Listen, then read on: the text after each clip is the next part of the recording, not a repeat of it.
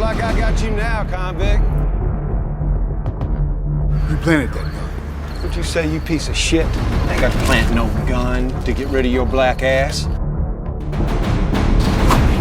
You got that? I said hold his ass still.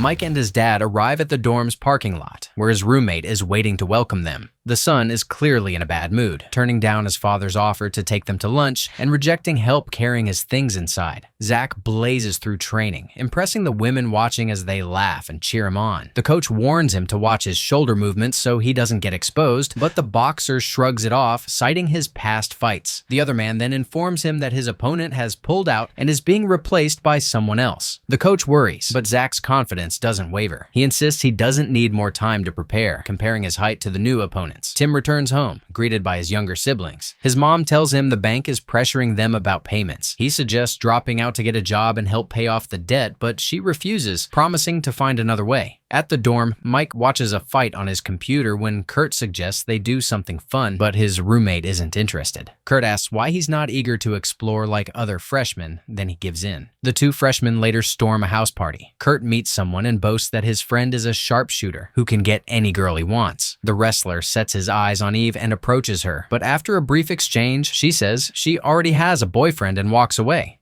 In the ring, Zach takes a brutal beating, absorbing punches straight to the face without much defense. After a few heavy hits and a swollen left eye, the fighter drops to the ground like a sack of potatoes.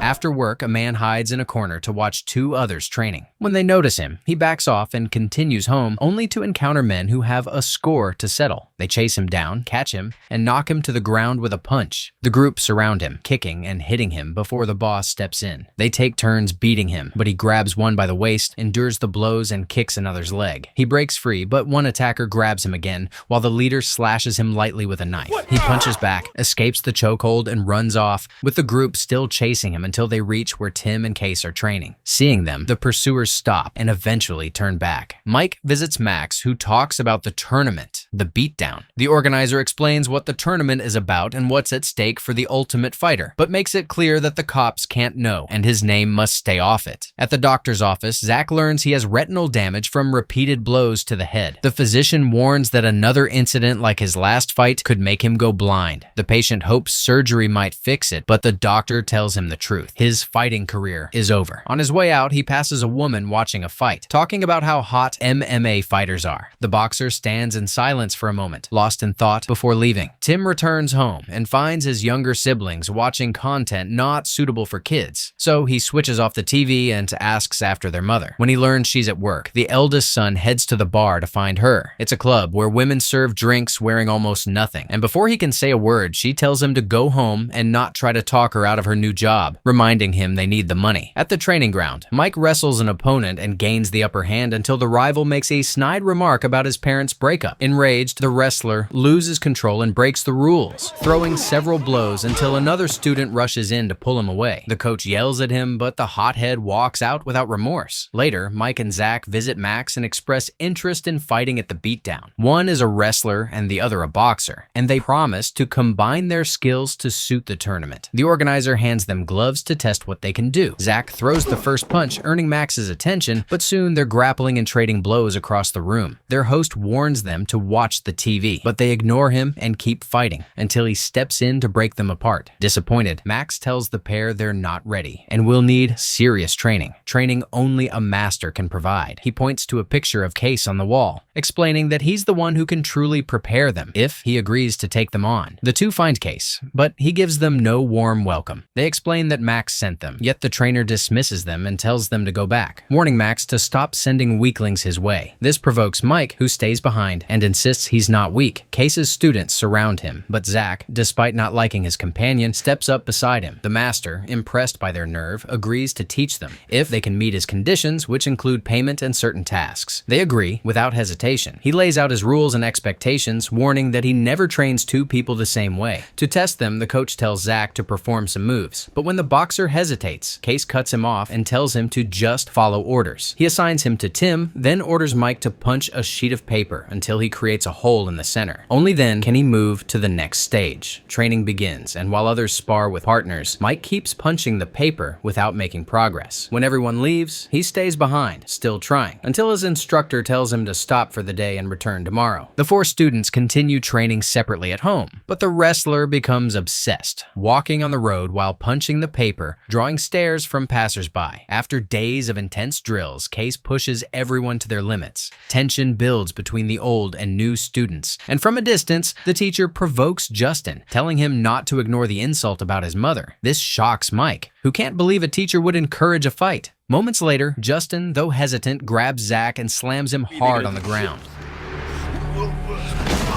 Max walks in just as the boxer, furious, retaliates with a punch that knocks Justin down. When the aggressor grabs a rod and charges, the others quickly hold him back and the tension slowly dies down. Max later barges into Case's place uninvited, interrupting whatever he's working on. The promoter says he can help the fighter get back to his prime using his contacts, but he needs consent and commitment. He also assumes his friend could use the money and offers financial support to make it happen. Soon after, Max organizes a small tournament at the club, offering $100 to anyone who can last a minute against Case. The first challenger barely moves before the veteran takes him down with a chokehold. The second meets the same fate. The students watch from the front row, and Justin jokes that he wishes his mom worked in a strip club like Tim's. Eve walks up to Zach, and Mike recognizes her from the party. She makes a light comment about her parents' breakup, but before long, the wrestler stands abruptly and steps into the ring to challenge his teacher. Everyone shouts for him to get out, and even as the master warns him, Mike throws the first punch. His opponent dodges it easily, shoving him aside. The challenger keeps going again and again, but the veteran evades every move, treating him like a rookie. When the master grips him and mutters a few words, Mike still refuses to stop and finally lands a punch on his face. That sets the teacher off. He locks his student's arm, forcing him to tap, but the stubborn fighter refuses until the timer runs out. The crowd applauds his determination, though Case isn't impressed with what he's done. Case is training hard when cops pull up at the yard, calling him an ex-convict. They approach and ask where he served before ordering him to evacuate the premises immediately. He tries to explain that he isn't hurting anyone by pitching his tent there, but the officers, already set on confrontation, pull out their batons and sternly tell him to leave at once. Two students arrive, wondering what's going on, and the police give a final warning, telling them never to step foot in the yard again and extending that warning to everyone present. Soon, the other students show up, with Justin now bald and ready for the beatdown fight, even showing a tattoo of it on his fingers. They talk about their instructor's situation, saying the police are only taking advantage of him because he's still on probation. Justin scolds Mike for pulling the stunt the other day, which broke Case's flawless record in the ring. The accused tries to argue that the fight doesn't mean anything, but his teammate insists it means a lot to the teacher. They try to approach Case, but he sends them away, reminding them of the officer's warning. At this point, the students realize they need to make a move, so Tim, who knows a place they can use for training, takes them there. They all love the spot and begin putting it in order as Eve joins them. She apologizes to Mike for her earlier comment about her dad and his sexual orientation, but he just wants any talk about his family to stop. She quickly switches the subject, saying how hot she thinks he is. She teases that he must have had affairs with a lot of women and asks for his body count. The guy tries to ride on the compliments, but Eve presses him, saying she thinks he's still a virgin. Zach soon returns with used equipment from another gym that might have been gotten through shady means, and when Justin points it out, reminding him their boss is still on parole, the boxer brushes it off, saying there's no cause for alarm. When they finish setting up, Case shows up and they lead him into the building. He's surprised by the gesture, not just by the space, but by the equipment they've managed to furnish it with. The instructor immediately begins training, teaching them an arm lock technique. Mike goes home afterward and continues the paper punch exercise, still unable to pierce through it. Training continues intensely as their teacher studies their abilities. One day, they show up and find Case training with a former heavyweight, which both surprises and motivates them. Zach wonders how the boss knows such big names yet never made it to the top. He's told that their instructor was supposed to be the next big thing, but one day he simply disappeared. The boxer assumes it was because of his prison sentence, but he's told that it only lasted 2 years, meaning there were 4 years no one heard from him.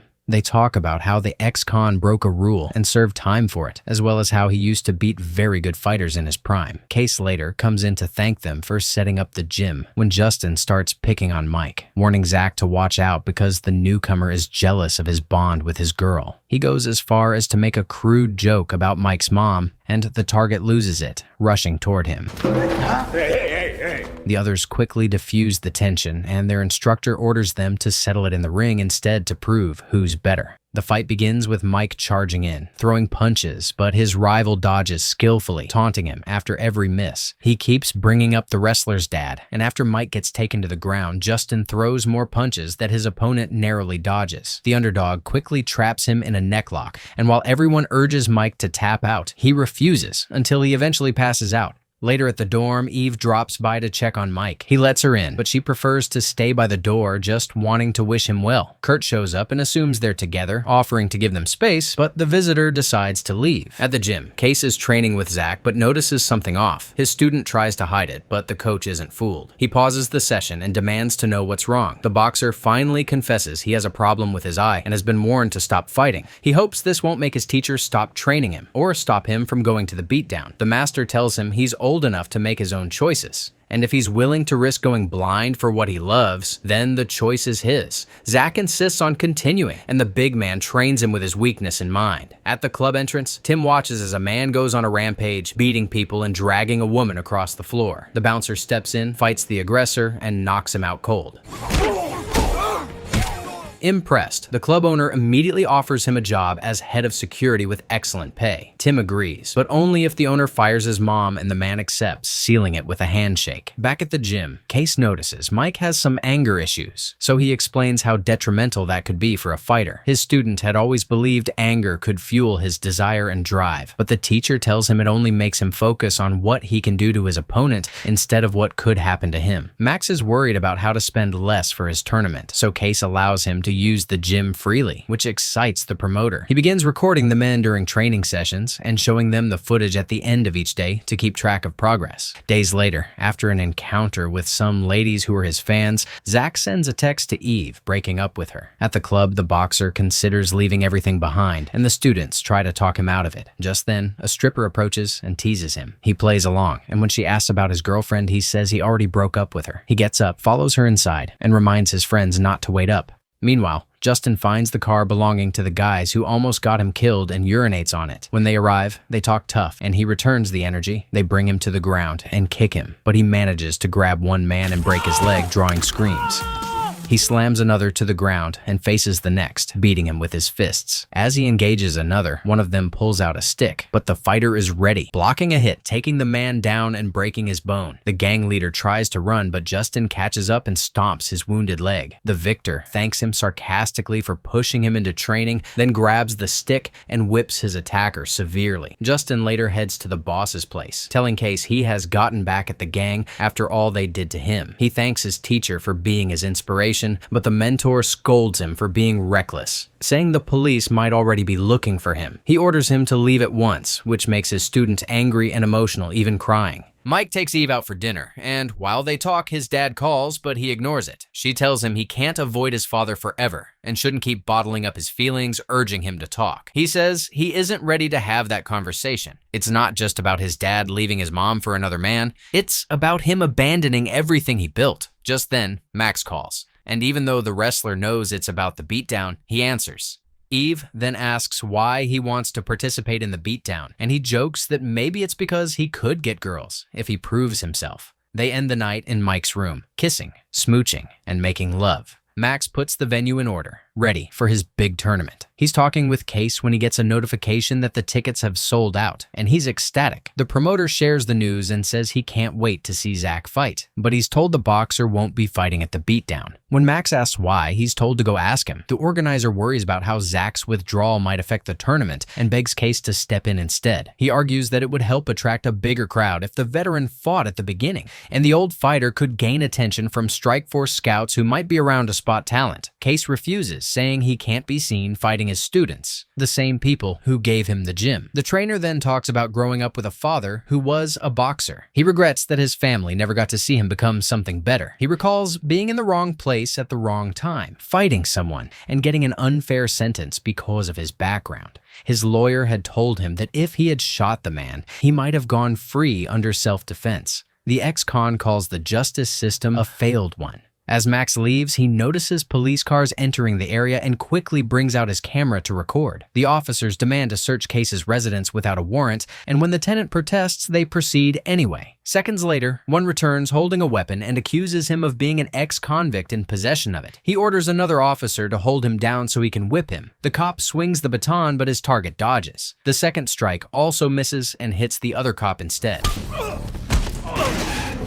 The fighter kicks the aggressor, and when one officer tries to draw his gun, another warns him not to. The cop rushes in with his baton, but the cornered man takes them all on, dodging their strikes, punching and kicking them one after another. He focuses on the lead cop and lands multiple blows to his face, then takes down the next two with a leg sweep and a flying kick. After using his knee on one, another sneaks up and grabs him by the neck, but the veteran fights him off easily and drops the last man with a tactical move. Max calls him to jump into his car while uploading the entire fight video. At the station, Case is cuffed in the interrogation room while Max and the students, except Justin, look for ways to get him out. Zach and Max almost fight over Eve, but the promoter gets angry at both of them. The police boss comes in with news. Justin's dad called to admit that the gun belonged to him, and that his son planted it after their instructor kicked him out. The group hopes this will free Case, but the detective says he still has to answer for other charges. Furious, they decide to find Justin and take their anger out on him. It's finally the beatdown, and the crowd can't wait for action.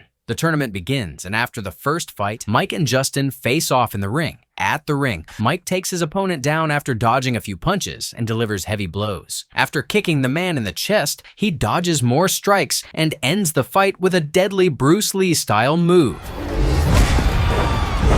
kicking his rival square in the face. It's Zach's turn, and as he makes his way to the ring, the ladies reach out to touch him, with one even presenting her chest for him to sign an autograph. He spots Eve in the crowd, and there's still bad blood between them. The fight begins, and the former boxer quickly gains the upper hand, giving his opponent no chance to move. The aggressor keeps the pressure on, and within moments, locks his rival's arms and leg, forcing him to tap out.